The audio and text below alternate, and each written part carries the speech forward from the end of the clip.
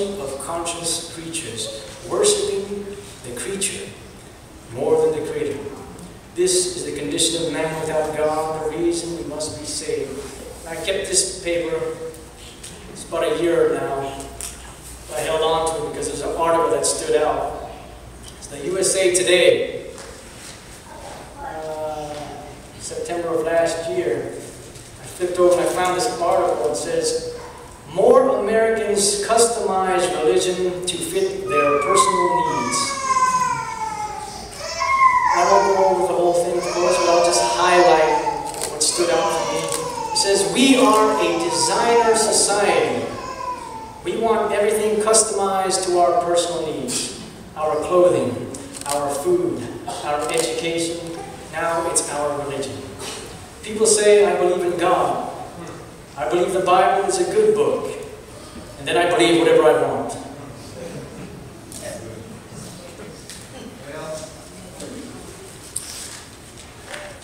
Nadine Epstein says, we live in an era where you pick and choose the part of the religion that makes sense to you. And you can connect through culture and history in a meaningful way without necessarily religiously practicing. Sociologist Robert Bellah wrote in a book where he introduces a woman named Sheila. And Sheila says, I can't remember the last time I went to church. My faith has carried me a long way. It's Sheilaism. Just my own little voice. It's just try to love yourself and be gentle with yourself. And Rusty Stale of Denver says, I don't find much comfort in imagining there's an all-powerful God who would allow people starving in all the natural and man-made disasters. Style calls himself a live and let live atheist. Paul Morris, an Army medic at Fort Bragg in North Carolina and veteran of 6 tours in the Middle East, says he has seen Christianity, Judaism, and Islam in action, for better and for worse. And frankly, he'll pass. Morris grew up an old-style Italian Catholic, but says he never felt like his spiritual questions were answered. So he says, I just wiped the slate clean. I studied every major religion on the face of the planet. Every one had parts that made sense, but there was no one specific dogma or tenet I could really follow. So now I call myself an agnostic, one who just doesn't know.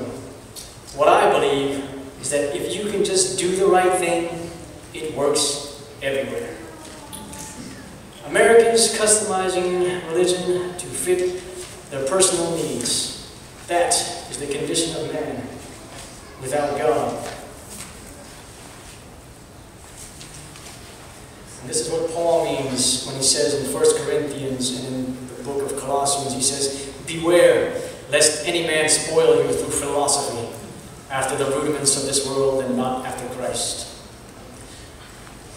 Now going on to verse 26 and 27. Here we go. Again, this is part of the conditions of man without Christ. He goes on and says, this is what happens when you are without God. For this cause God gave them up unto vile affections. For even their women did change the natural use into that which is against nature. And likewise also the men, leaving the natural use of the woman, burned in their lust one toward another. Men with men working that which is unseemly, and receiving in themselves that recompense of their error, which was me. And just reading those verses alone kind of makes us want to not want to talk about it, because we are living in a world today where society has put so much pressure on us that we're too afraid to even talk about this subject. But the Apostle Paul tells us very clearly that this is the condition of man without God. What is he talking about? Plainly, homosexuality. In the book of Leviticus, chapter 18, verse 22, it says, thou shalt not lie with mankind as with womankind. That is, a man ought not to be with a woman, or be with another man as he would a woman. That it is an abomination. God is saying this, not me. Homosexuality is an abomination. And when I was a little kid watching Bugs Bunny dress up like a woman, that was considered comedy back in those days. But not today. I happened to turn on the TV one day, and it usually sits in PBS channel because Gavin watches PBS all the time. And I turned it on, up came Sesame Street. And they were doing a parody of that show Glee. I don't watch it, but I've seen the commercial for Glee. And basically, they were watching gay puppets in Sesame Street. Gay puppets. Puppets are now gay. Because today, the closet is not just open, but becoming a thing of the past by way of gay rights activism. But you say, gays have rights too. At that point, I don't disagree. Gays do have rights. The same rights that are accorded to any human being. Gays do have rights, but having rights doesn't make you right. Alright, that which is abominable in the eyes of God has become a celebrated lifestyle, particularly here in America. Television, music, movies, magazine, daily portray men, women with women, women doing that which is unseemly. I've watched over the years the progression of homosexual acceptance over the years, and you can truly see how we've finally reached a point where openly speaking against homosexuality, when you have the courage to voice the sentiments of God, today's society will fall upon you like a hard rain, declaring you an antiquated bigot, a closed-minded social relic. And when you speak out against gay and lesbian behavior today, the world will label you as an enemy to human progress. That which is evil now is called good. And when I heard the President of the United States say on television in front of the whole world that he supports homosexual marriage, but to tone it down, they use the word same-sex marriage. No, it's homosexual marriage. Homosexual marriage, whatever you want to call it, it is an abomination. Always have been, always will be. Amen. So when I heard the leader of our country openly declare that he supports homosexual marriage, whether it be for political reasons or not, God have mercy. As Christians, though, you have the right to participate in politics. You have the right to vote. It's not unbiblical. But I will say that your choice among candidates leaves much to be desired. On the one hand, you have a Muslim liberal who supports gay marriage, or the conservative Mormon who denies the divinity of Christ. Political future is uncertain, regardless of who's the president. But one thing that we can be sure of, or one thing that we ought to be sure of, is that we should be sure to share in God's sentiment and God's sentiment alone. Because we know that He is right. No amount of legislature, no amount of campaigning or social grooming will ever change what the unchangeable God has proclaimed, that homosexuality is an abomination. This is the condition of man without God, the reason we must be saved. In the last verses, 28 through 32, Apostle Paul speaks of all the other shameful things we do when we set ourselves apart from God. And I'm going to read from the Living Bible. It's a paraphrased version so that we can get a little bit more clarity as opposed to the King James Version. And it reads in verses 28, "So it was that when they gave God up and would not even acknowledge Him, God gave them up to doing everything their evil minds could think of. Their lives became full of every kind of wickedness and sin, of greed and hate, envy, murder, fighting, lying, bitterness, and gossip. They were backbiters, haters of God, insolent, proud braggarts, always thinking of new ways of sinning, and continually being disobedient to their parents. They tried to misunderstand, broke their promises, and were heartless, without pity. They were fully aware of God's death penalty for these crimes, yet they went right ahead and did them anyway, and encouraged others to do them too." This is the condition of man without God. The reason we must be saved. This was the world without God back then, and unfortunately this is still the world without God even now. And if you have a hard time seeing it, because some of us sometimes when we become complacent and things are going well with us, it's kind of hard to see just where we really are in the world. A few weeks ago, the family and I, we went to Washington, D.C. And one of the places that we visited was the Holocaust Museum. I don't know if any of you have ever been there. It was the first time I ever went there. And having gone there, I'll never forget some of the things that I saw there. Because they had a lot of the things that happened back then during World War II that were actually there in the museum. Personal belongings of the victims, their luggage.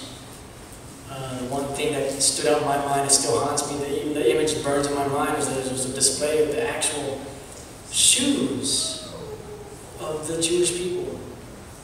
This was of course during World War II. Nazi Germany was in power. And when I saw that display with the shoes, it was just like frozen in time. This is how it was at. What they did, they cattled people, or they pushed them like cattle for the slaughter. You know, they methodically slaughtered, systematically slaughtered the people. And part of the process of doing that was taking their luggage, their personal belongings, and taking their shoes, and they just piled it up in a pile. And that very same pile of shoes was in that Holocaust Museum. Their shoes. And I can still see it in my mind. It's a sobering experience. It constantly reminds me of the condition of man without God. If you really want to see what the world would become without God, back in the 1940s, during World War II, that was what it looked like. That was where the world was becoming without God. It was just utter destruction. In Germany, at that time, it was an era that was well beyond the age of reason. It was well into the 20th century. Scientists and doctors and engineers and even industrialists, they were guilty of some of the most heinous crimes against humanity. Again, it was the systematic murdering of millions of people, majority of which, of course, were Jews. But not only Jews, there were other people, Jews, even Catholics were killed. Anyone who opposed the Nazi war machine was killed. And this is what happens when there is no fear of God before your eyes. This is the condition of man without God. Their feet are swift to shed blood, the prophet says. Some of us today, because maybe you're not too familiar with history, still have a hard time seeing the big picture. Some of us probably still can't relate because it happened so long ago. But if you really think about it, do you really think that the science of morality, that is, to be without God, that your science of morality could prevent the Nazi atrocities? It was the Nazi scientists themselves who were involved in conducting evil experiments on people, even children.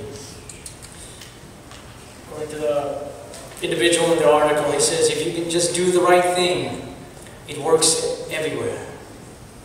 The Nazis believed they were doing the right thing. The science of morality cannot prevent what happened in Aurora, Colorado, Columbine, or Virginia Tech. Because that is the condition of man without God. Drugs will not give you direction. Alcohol will not solve any of your problems. Parties and pleasures will not bring you happiness. Burying yourself in work will not hide the depression. Filling your days with endless distraction will not vanquish the void. For life without God is no life at all. Truth is, I believe that we all can see how the world is without God. Even an atheist can see that.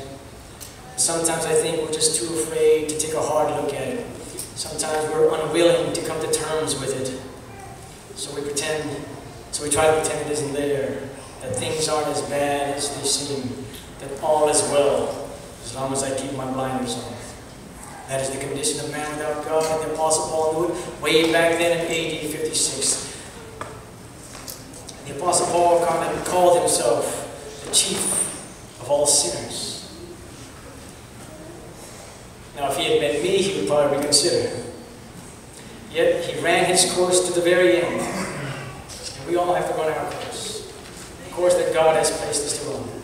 No matter what stage in life you're in, no matter what turmoil you may be experiencing, no matter what emptiness and depression or hardships you may be suffering from, and all those things, you can be sure that we are more than conquerors through Him that loves us. Amen. Come unto me, all ye that labor and are heavy laden, and I will give you rest, saith the Lord. Take comfort in knowing that the Apostle Paul experienced many of the same things in his life. In Romans chapter 7, and I'll read again from the paraphrased version. Romans chapter 7. Because even after you become, let's say you decide to give your heart to God and you become a Christian, many of us have gone through that.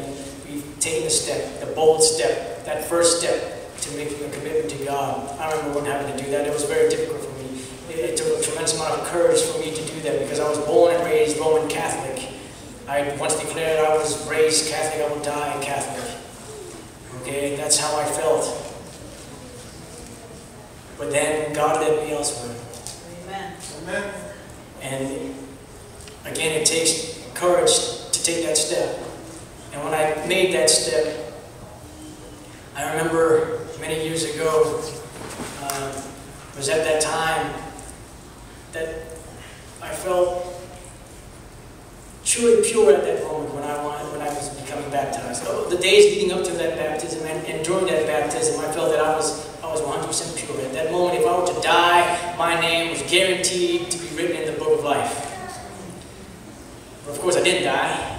I continued to live, and I'm still here. And the unfortunate part is, you have to keep living the life that God has set before you, and that's not the easy part. That's not the easy thing. And the Apostle Paul tells us in chapter 7, he knows that. He understands that. He was going through that himself. And he tells you this, and that even after you submit and turn your life to God, it's not over. It's not that easy.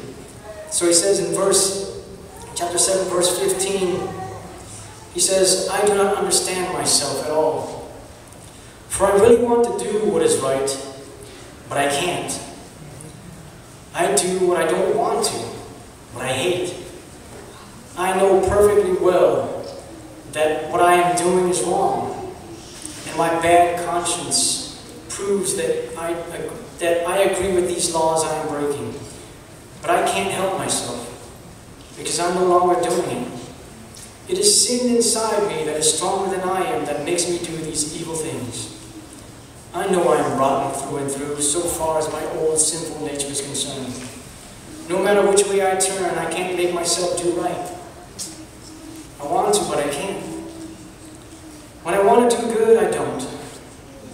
When I try not to do wrong, I do it anyway. Now, if I am doing what I don't want to, it is plain where the trouble is. Sin still has me in its evil grasp. It seems to be a fact of life that when I want to do what is right, I inevitably do what is wrong. I love to do God's will so far as my new nature is concerned. But there is something else deep within me, in my lower nature, that is at war with my mind and wins the fight and makes me a slave to the sin that is still within me. In my mind, I want to be God's willing servant, but instead I find myself still enslaved to sin. And the next verse is from the King James Version.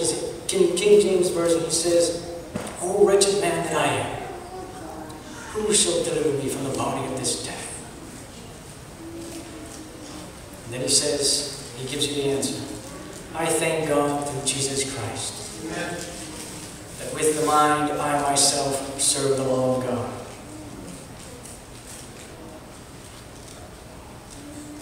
So there are times, I know that even each one of us go through an experience where just like the Apostle Paul